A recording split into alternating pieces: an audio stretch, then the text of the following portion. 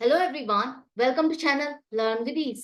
आज का टॉपिक है रिटायरमेंट ऑफ अ पार्टनर, जिसमें हम सॉल्व करेंगे question number 14 chapter 5 TS Grewal की बुक से class 12 accounts. Online sessions, online classes के लिए आप मुझे इस नंबर पर व्हाट्सएप कर सकते हो अपना नाम और क्लास। अगर आप टीएस ग्रेवाल के साथ साथ डी के गोयल बुक को फॉलो कर रहे हो तो इसी चैनल की प्लेलिस्ट को क्लिक करो, आपको न्यू एडिशन के सॉल्यूशंस अपलोडेड मिलेंगे। साथ में ही कम्युनिटी सेक्शन में एमसीक्यूज मिलेंगे क्विज की फॉर्मेट में और एमसीक्यूज के सॉल्यूशन शॉर्ट्स में। तो बहुत कुछ है चैनल पर, विजिट द चैनल। अच्छा लगे तो शेयर और सब्सक्राइब जरूर करना। आज के क्वेश्चन में 3 पार्टनर है, अपर्णा, मनीषा और Sonia. Profit sharing ratio 3:2:1। Manisha firm को छोड़ के जा रही है। पूरी फर्म की गुडविल की वैल्यूएशन 1,80,000 है। आपको जर्नल एंट्री पास करनी है गुडविल की एडजस्टमेंट की। कैसे करोगे देखो।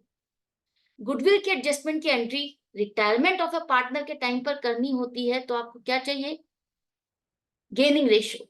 जैसे एडमिशन ऑफ अ पार्टनर के टाइम पर सेक्रीफाइसिंग रेशियो, उसी तरह से रिटायरमेंट ऑफ अ पार्टनर के टाइम पर गेनिंग रेशियो चाहिए। तो अपर्णा, मनीषा और सोनिया की ओल्ड रेशियो आपके पास है 3:2:1। अगर मनीषा जा रही है फर्म को छोड़ के, तो अपर्णा और सोनिया आगे चल करके फ्यूचर में प्रॉफिट को 3:2 की रेशियो में बांटने वाले हैं। अब मनीषा का जो शेयर ऑफ प्रॉफिट है 2/6 रिमेनिंग पार्टनर्स में ही बटा होगा। लेकिन किसका शेयर ऑफ प्रॉफिट कितना बढ़ा, मनीषा का शेयर ऑफ प्रॉफिट में से किसको कितना मिला, वो आपको कैसे पता चलेगा? क्योंकि हमें चाहिए गेनिंग रेशियो। तो गेनिंग रेशियो के लिए आपको देखना है कि मनीषा का शेयर किसको कितना मिला। उसके लिए हम करेंगे new ratio minus old ratio. तो आपको पता चलता है कि अपर्णा का शेयर ऑफ प्रॉफिट जो पहले था 3/6, न्यू रेशियो में उसका शेयर ऑफ प्रॉफिट बढ़ गया। कितना? 3/30।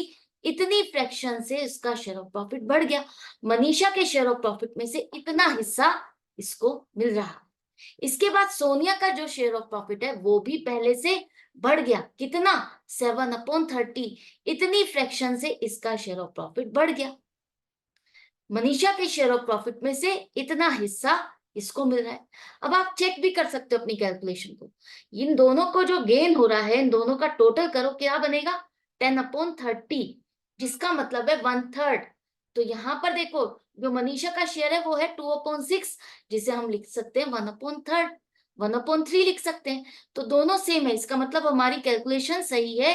इन दोनों में जो शेयर ऑफ प्रॉफिट बटा, इन दोनों का टोटल भी 1/3 आता है, जो कि मनीषा का शेयर ऑफ प्रॉफिट है।